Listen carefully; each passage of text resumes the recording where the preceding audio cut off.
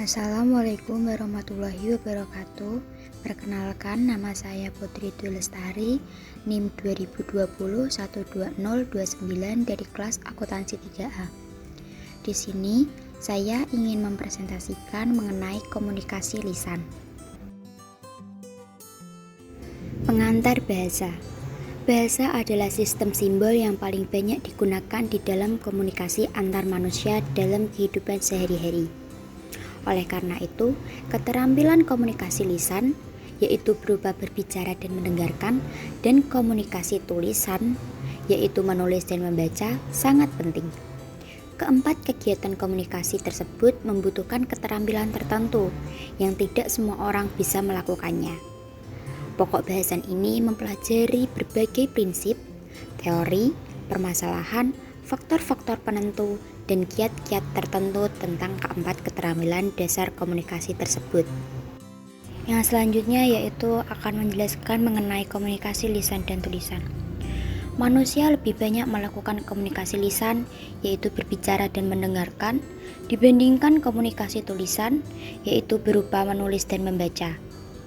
Komunikasi menyampaikan lebih membangkitkan dibandingkan dengan menerima. Persentasenya, mendengarkan sebesar 53%, berbicara sebesar 16%, membaca sebesar 17%, dan menulis sebesar 14%. Urutannya, yang pertama berbicara, yang kedua menulis, yang ketiga mendengarkan, dan yang keempat membaca. Komunikasi lisan. Komunikasi lisan adalah proses penyampaian pesan dengan cara mengucapkan kata-kata melalui suatu medium langsung kepada penerima, seperti saat orang bercakap-cakap, secara tatap muka, atau melalui media seperti telepon, dan sebagainya. Keterampilan dasar dari komunikasi lisan yaitu berbicara dan mendengarkan. Dalam komunikasi antar manusia, komunikasi lisan merupakan keterampilan berkomunikasi yang pertama kali dipelajari manusia. Komunikasi lisan merupakan era paling awal di komunikasi antar manusia setelah era isyarat dan lambang. Komunikasi lisan sangat berperan dalam kehidupan manusia sejak masa tradisi retorika di Yunani hingga masa pemanfaatan bagi kampanye politik di era Hitler, Mussolini, dan sebagainya. Yang selanjutnya adalah prinsip-prinsip komunikasi lisan. Ada 3 prinsip. Yang pertama yaitu suara. Suara merupakan getaran udara yang terjadi melewati pita suara dalam tenggorokan. Yang kedua yaitu bunyi. Bunyi merupakan getaran udara yang muncul karena adanya pergeseran dari 2 benda atau lebih. Dan yang ketiga, nada. Nada merupakan intonasi atau tindakan suara. Ciri-ciri komunikasi lisan. Berikut ini disajikan beberapa ciri-ciri komunikasi lisan. Yang pertama, bersifat tatap muka atau face to face.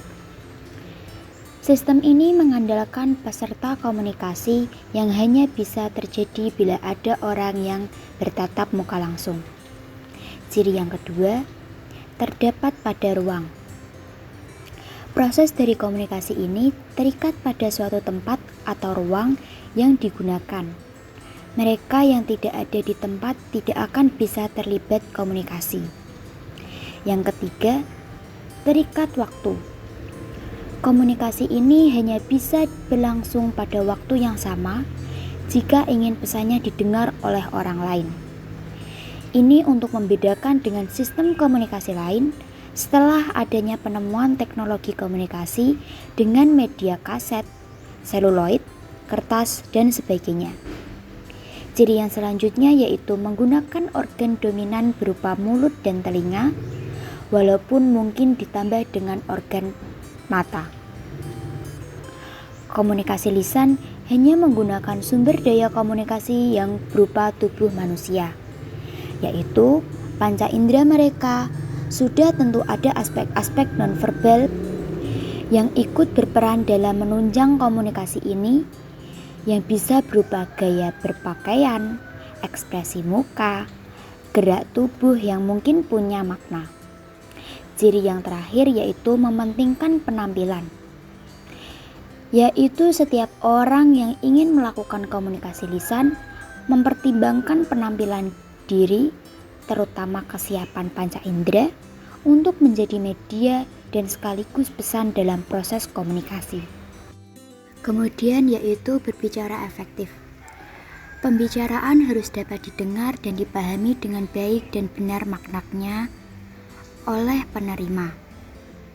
Melatih berbicara seringkali sulit karena adanya dua faktor. Yang pertama yaitu manusia tidak memiliki alat khusus untuk bicara yang bisa dilatih secara fisik. Dan yang kedua, kata-kata yang dilontarkan langsung hilang di udara. Berikut ini akan dijelaskan dalam berbicara efektif, yaitu ada 3. Yang pertama, jenis-jenis berbicara. Yang kedua, mengembangkan keterampilan. Dan yang ketiga adalah teknik berbicara efektif. Yang pertama yaitu jenis-jenis berbicara dalam berbicara efektif. Jenis-jenisnya yaitu dikelompokkan menjadi beberapa kelompok. Yang pertama yaitu berdasarkan situasi. Berdasarkan lingkup situasinya, ada 2 macam kegiatan berbicara di depan umum, yaitu lingkup resmi dan lingkup tidak resmi. Lingkup resmi menggunakan bahasa yang formal.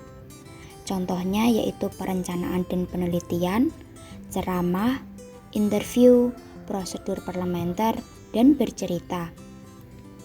Yang kedua yaitu menggunakan bahasa yang tidak resmi.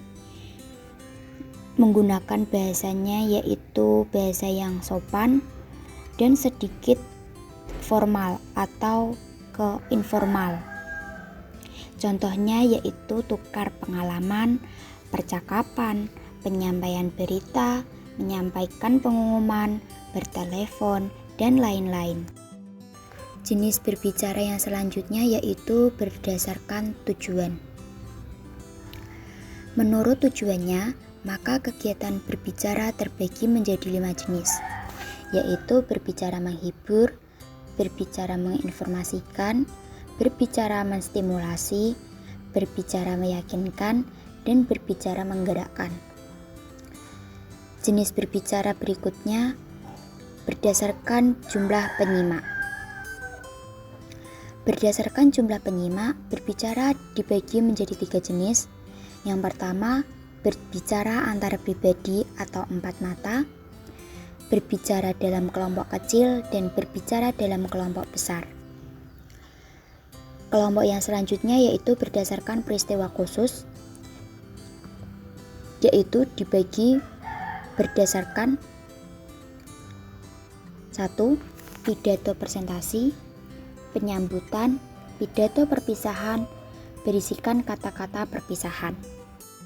Kemudian berdasarkan metode penyampaian. Ada 4 cara yang bisa digunakan seseorang dalam menyampaikan pembicaraannya, yaitu yang pertama, penyampaian secara mendadak atau impromptu, yaitu tanpa rencana harus berbicara di depan suatu forum, mungkin karena menggantikan pembicaraan yang tidak datang atau karena alasan lain. Yang kedua, penyampaian berdasarkan catatan kecil. Yang ketiga, penyampaian berdasarkan hafalan, yaitu ada naskahnya tapi sudah dihafalkan sehingga pada saat berbicara tidak membacanya. Dan yang keempat yaitu penyampaian berdasarkan naskah, yaitu berbicara dengan cara membaca naskah yang dibawa. Yang kedua yaitu mengembangkan keterampilan. Dalam berbicara memerlukan keterampilan khusus. Perlunya latihan terutama dalam 3 hal. Yang pertama yaitu mengkode materi ke dalam kata-kata lisan. Yang kedua menyampaikannya dengan benar dan sesuai. Yang ketiga yaitu mengembangkan empati terhadap pendengar. Teknik dalam berbicara efektif yaitu ada 6 teknik. Yang pertama bahasa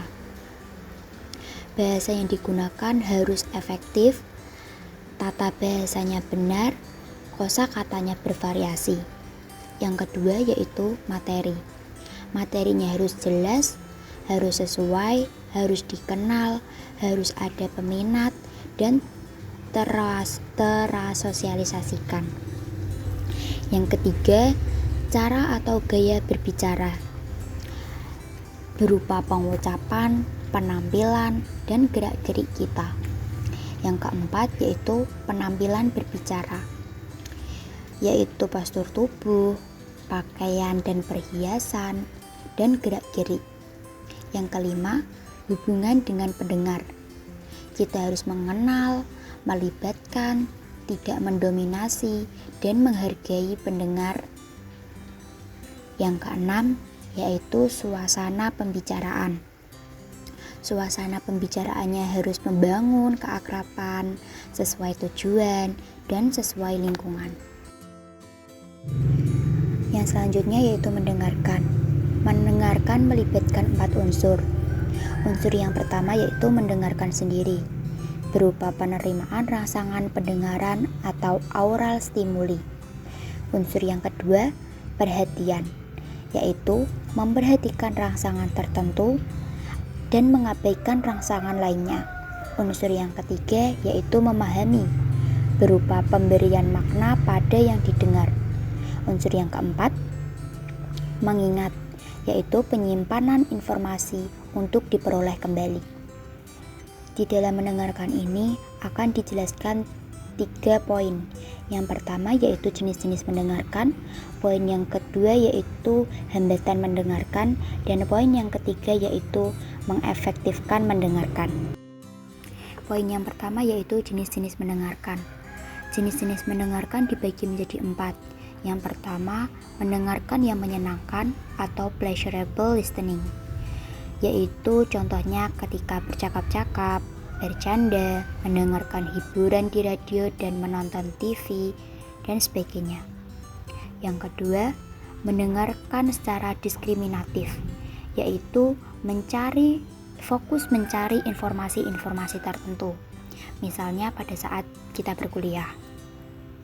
Yang ketiga yaitu mendengarkan secara kritis. Mendengarkan secara kritis biasanya sambil aktif menelisik, mengevaluasi, mencari benar salahnya, kekuatan kelemahannya, misalnya dalam sidang pengendalian. Dan yang terakhir yaitu mendengarkan dengan empati.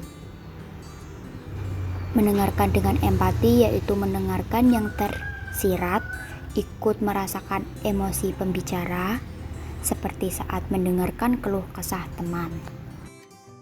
Poin yang kedua yaitu hambatan mendengarkan. Ada 6 hambatan. Yang pertama, sibuk dengan diri sendiri, yaitu sibuk hal lain yang tidak berhubungan, misalnya memainkan rambut, menggambar, dan sebagainya.